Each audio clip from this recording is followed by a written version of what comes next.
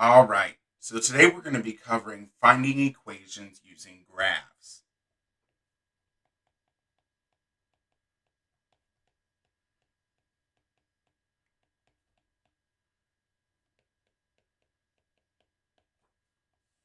Now, we've already talked about what the equation of a line looks like. Y equals mx plus b, where my m is my slope and my b is my y-intercept. My y-intercept tells me where to start, and my slope tells me where to go. If we can rapidly identify this slope, we can immediately find our graph find our equation as long as we know our y-intercept. However, I want to take a moment to just talk a little bit about slope. So there's lots of ways we can talk about slope.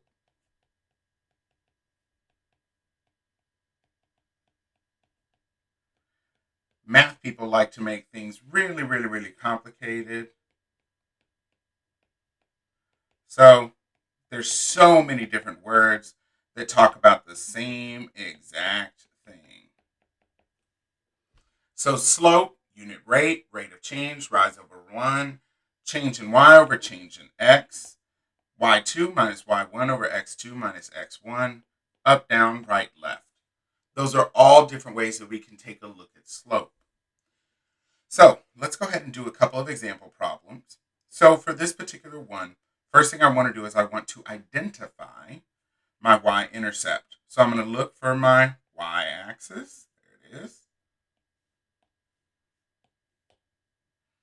And now I'm going to go ahead and identify my y-intercept. So I see it's located here at -2, and this tells me b equals -2 and y equals mx plus b. Now I need to find any other point on my graph that goes exactly through the corners. Usually, I like to try and find it on my x-axis as my x-intercept. Sometimes it won't be there or it'll be in the middle of two things. That's okay. You can pick any other point. So I'm going to go ahead. I'll pick this one because it goes exactly through the corners of the boxes. Now, in order to find my slope, I'm going to figure out if I'm going to do it just like I read, and I'm going to start at my y-intercept, and I'm going to go right.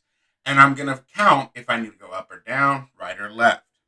Okay, so in order for me to get from B all the way to what is now this purple dot,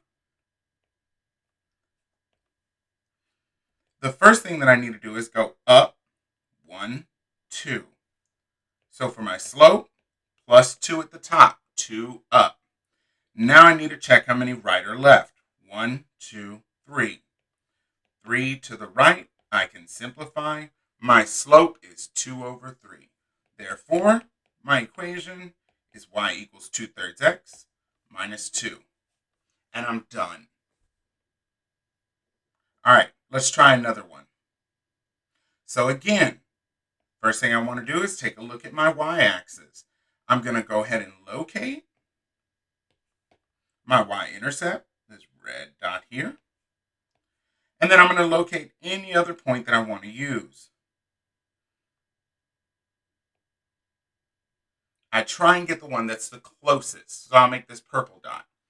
All right, so first thing, I'm going to go ahead and identify what this means. This here tells me B is equal to 1, 2, 3. And now I'm going to count my spaces from the red dot to the purple dot. So I'm going to go down 1,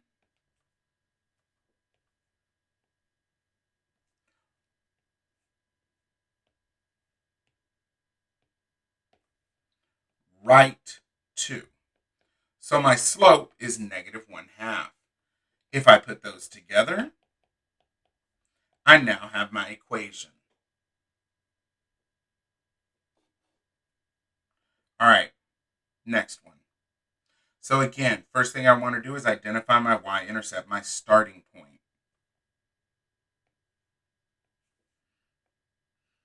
It's right here, this blue dot, which tells me b is equal to -4.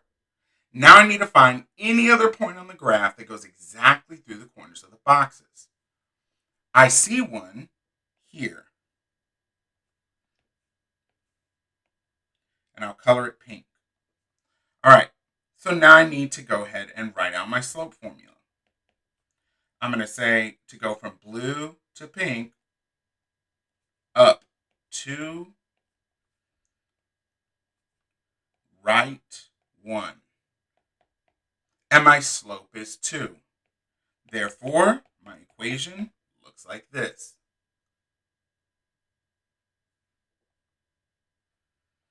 All right, so there is another special kind, and these are usually called proportional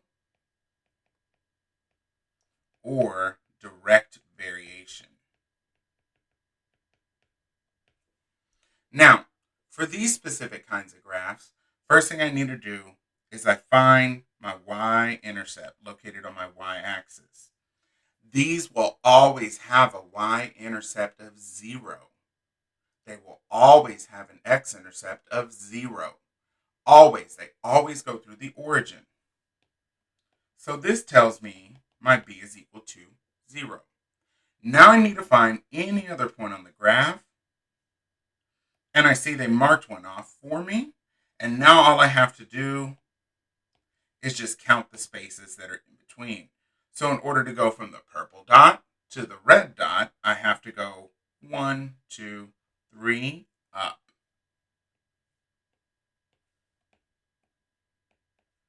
Up 3. And let me keep counting. 1, 2, 3, 4. 4 to the right. So my slope is 3/4. Now I can take that and plug it back into my equation. Notice how I did write in my 0. Most of the time in math and conventional math, we will not write that 0. You just write your answer like this. All right, so pretty simple task. You guys have 6 questions to do. It's going to be in Microsoft Forms. All you're doing is writing out the equation, typing it in. Thanks so much for paying attention, and see you next time.